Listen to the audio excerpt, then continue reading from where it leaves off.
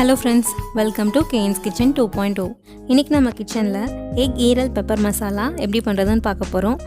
ஈரல்னு சொன்னதும் கோழி இல்லைன்னா ஆட்டோட ஈரல் தான் நம்ம எல்லாருக்கும் ஞாபகம் வரும். ஆனால் இன்றைக்கி நம்ம முட்டையை வச்சே ஈரல் மாதிரி ஒரு டெக்ஸ்சர் வந்து எப்படி கொண்டு வரதுன்னு பார்க்க போகிறோம். யூஸ்வலாக இந்த மாதிரி ஐட்டம்லாம் நம்ம முழு முட்டையை பாயில் பண்ணி யூஸ் பண்ணி தான் பண்ணுவோம். பட் இன்றைக்கி வந்து நம்ம ரொம்பவே டிஃப்ரெண்ட்டான மெத்தடில் பண்ண போகிறோம். முட்டை பிடிக்காதவங்களுக்கு கூட இந்த டிஷ் ரொம்ப பிடிக்கும். அதுக்கு நான் இன்றைக்கி 6 முட்டை எடுத்திருக்கேன். எல்லா முட்டையும் ஒரு பாத்திரத்தில் உடச்சி ஊற்றிக்கிட்டு அது கூட 1.5 ஸ்பூன் குழம்பு மிளகாத்தூள், கொஞ்சம் மஞ்சள் தூள், கொஞ்சம் உப்பு, 1 ஸ்பூன் அளவுக்கு பெப்பர் போட்டு நல்லா கட்டி இல்லாமல் கலந்துக்கோங்க. இப்போ இது ரெடி ஆயிடுச்சு. இப்போது இன்னொரு பாத்திரத்தில் அடிப்பக்கம் சைட்லலாம் எண்ணெய் தடவிட்டு இந்த கலந்து வச்ச கலவை எடுத்து அதில் மாற்றி வச்சு நெக்ஸ்ட் நம்ம பாயில் பண்ண போகிறோம். அதுக்கு ஒரு பாத்திரம் வச்சுக்கோங்க. பாத்திரத்தில் கொஞ்சமாக தண்ணி ஊற்றிட்டு அதுக்கு மேலே அந்த ஸ்டாண்ட் வச்சுக்கோங்க. ஸ்டாண்டை விட கொஞ்சமாக தண்ணி கம்மியாக இருக்கணும். அதுக்கு மேலே நம்ம எண்ணெய் தடவி வேறு ஒரு பாத்திரத்தில் மாற்றி வச்சோம்ல, அதை எடுத்து மேலே வச்சுட்டு இதை வந்து நல்லா மூடி போட்டு மூடிடலாம். ஆவி வந்து வெளியில் போகாத மாதிரி ஒரு மூடி யூஸ் பண்ணிக்கோங்க. அப்படி உங்களுக்கு எதுவும் பாத்திரம் செட் ஆகலைன்னா இட்லி பானைக்குள்ளேயே நீங்கள் இந்த மாதிரி செட்டப் பண்ணிவிட்டு இட்லி பானை மூடி வந்து டைட்டாக மூடிடுங்க. இப்போ இது நல்லா வேகட்டும். 15-20 மினிட்ஸ் கழித்து நம்ம பார்க்கலாம். அது வேகிற வரைக்கும் எக் ஈரல் மசாலாவுக்கான மசாலா எப்படி பண்ணுறதுன்னு பார்க்கலாம். மசாலா பண்ணுறதுக்கு இன்றைக்கி நான் வந்து 3 பெரிய வெங்காயம் எடுத்திருக்கேன். சின்ன சின்னதாக கட் பண்ணி வச்சுருக்கேன். அதே மாதிரி 3 தக்காளி எடுத்திருக்கேன். ஒரு 10 பல் பூண்டு, ஒரு பெரிய துண்டு இஞ்சி, ரெண்டுத்தையும் சேர்த்து நல்லா அரைச்சி எடுத்து வச்சுக்கலாம். அப்புறம் இது கூடவே கொஞ்சம் குழம்பு மிளகாத்தூள், கொஞ்சம் பெப்பர், மஞ்சள் தூள், உப்பு, எண்ணெய் தேவையான அளவு. ஃபர்ஸ்ட் நம்ம மசாலா தாளிச்சிக்கலாம். தாளிக்கிறதுக்கு எண்ணெய் ஊற்றிக்கோங்க. எண்ணெய் காஞ்சதும் 2 பட்டை, 2 கிராம்பு, 2 ஏலக்காய் போட்டுக்கோங்க. அது பொரிஞ்சதும் நம்ம எடுத்து வச்சுருக்க வெங்காயத்தை ஆட் பண்ணிக்கலாம். இந்த ஸ்டேஜில் கொஞ்சம் உப்பு ஆட் பண்ணிக்கலாம். ஸோ வெங்காயம் நல்லா ஃபாஸ்ட்டாக வதங்கும். பொன்னிறமாக வதக்கணும்னு அவசியம் இல்லை. கண்ணாடி பதம் தாண்டி கொஞ்சம் நேரம் வதக்கினா போதும். இப்போது வதங்கிடுச்சு. இப்போ இது கூட நம்ம எடுத்து வச்சுருக்க இஞ்சி பூண்டு பேஸ்ட்டை ஆட் பண்ணிக்கலாம். ஆட் பண்ணிவிட்டு அது பச்சை வாசனை போகிற அளவுக்கு நல்லா வதக்கிக்கோங்க. இப்போது வதங்கிடுச்சு. நெக்ஸ்ட் நம்ம தக்காளியை ஆட் பண்ணிக்கலாம்.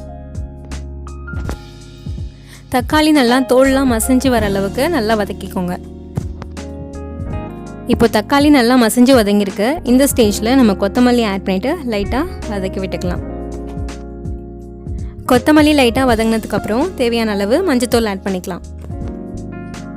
மஞ்சத்தூள் ஆட் பண்ணி லைட்டாக வதக்கி விட்டதுக்கப்புறம் 1.5 ஸ்பூன் குழம்பு மிளகாத்தூள் ஆட் பண்ணிக்கலாம். மசாலாவோட பச்சை வாசனை போகிற அளவுக்கு லைட்டாக வதக்கிக்கோங்க. வதக்கிட்டு கிரேவிக்கு தேவையான அளவு தண்ணி ஊற்றிக்கலாம். இன்றைக்கி நான் வந்து இந்த மசாலாலாம் மூழ்கிற அளவுக்கு தண்ணி வச்சுருக்கேன். இந்த ஸ்டேஜில் உப்பு தேவைன்னா ஆட் பண்ணிவிட்டு மீடியம் ஃப்ளேமில் வச்சு கொதிக்க விட்டுருங்க. உப்பு கொஞ்சம் பார்த்து போட்டுக்கோங்க, ஏன்னா நம்ம முட்டையிலையும் ஆட் பண்ணியிருக்கோம். இந்த கேப்பில் நம்ம வச்சுருந்த முட்டையும் வெந்துடுச்சு. ஒரு கத்தி வச்சு குத்தி பார்த்தீங்கன்னா கத்தியில் வந்து உங்களுக்கு ஒட்டாமல் வரும். இந்த ஸ்டேஜில் நீங்கள் ஸ்டவ் ஆஃப் பண்ணிவிட்டு அதை எடுத்து ஒரு பிளேட்டில் தட்டி எடுத்துக்க. நீங்கள் சைட்லலாம் கொஞ்சம் கீறி விட்டுட்டு ஒரு பிளேட்டில் வச்சு தட்டினாலே அது வந்து அழகாக விழுந்துடும். நல்லா சாஃப்டாக வந்திருக்கு. இதை வந்து சின்ன சின்ன பீசஸாக கட் பண்ணி எடுத்து வச்சுக்கலாம். இப்போது நம்மளோட எக் ஈரல் ரெடி ஆகிடுச்சு. இதே டைமில் நம்ம கொதிக்க வச்சுருந்த மசாலாவும் எண்ணெய்லாம் பிரிஞ்சு வந்து நல்லாவே ரெடி ஆகிருக்கு. இப்போது இந்த மசாலாவில் தேவையான அளவு பெப்பர் ஆட் பண்ணிக்கலாம். 1.5 ஸ்பூன் அளவு பெப்பர் நான் வந்து ஆட் பண்ணியிருக்கேன். நீங்கள் உங்கள் காரத்துக்கு ஏற்ற மாதிரி ஆட் பண்ணிக்கோங்க. பெப்பர் ஆட் பண்ணிவிட்டு ஒரு 5 மினிட்ஸ் வரைக்கும் நல்லா வதக்கி விட்டால் போதும். இப்போது 5 மினிட்ஸ் ஆகிடுச்சு. மசாலாவோட கலரும் நல்லா சேஞ்ச் ஆகிருக்கு. இப்போது நாம் எக் வச்சு ரெடி பண்ணி வச்சுருக்க ஈரல் மாதிரி பீசஸை இதில் ஆட் பண்ணதுக்கப்புறம் ஒரு 5 மினிட்ஸ் கலந்து விட்டு இறக்குனா எக் வச்சு பண்ணின நம்மளோட ஈரல் பெப்பர் மசாலா ரொம்பவே சூப்பராக ரெடி ஆகிருக்கும். ஃபைனலாக ஒரு ஃப்ளேவருக்காக கருவேப்பிலையும் கொஞ்சம் கொத்தமல்லியும் சேர்த்து கலந்து விட்டுட்டு இறக்கி நம்ம சர்வ் பண்ணலாம். அவ்வளோதாங்க, நாம் இன்றைக்கி எக் வச்சு ப்ரிப்பேர் பண்ண எக் ஈரல் பெப்பர் மசாலா ரொம்பவே சூப்பராக ரெடி ஆகிடுச்சு. ஒயிட் ரைஸ், இட்லி, தோசை, சப்பாத்தி கூட ஒரு அட்டகாசமான காம்பினேஷன். கண்டிப்பாக உங்கள் வீட்டில் ட்ரை பண்ணி பாருங்கள். ட்ரை பண்ணி பார்த்துட்டு எப்படி இருந்துச்சுன்னு எனக்கு கமெண்ட்ஸில் சொல்லுங்கள். இந்த வீடியோ உங்களுக்கு பிடிச்சிருந்துச்சுன்னா லைக் பண்ணுங்கள். உங்கள் ஃப்ரெண்ட்ஸ் அண்ட் ஃபேமிலி கூட இந்த வீடியோவை ஷேர் பண்ணிக்கோங்க. மறக்காமல் கேன்ஸ் கிச்சன் 2.0 சப்ஸ்கிரைப் பண்ணுங்கள். தொடர்ந்து நம்ம சேனலுக்கு ஆதரவு கொடுக்கறதுக்கு ரொம்ப நன்றி.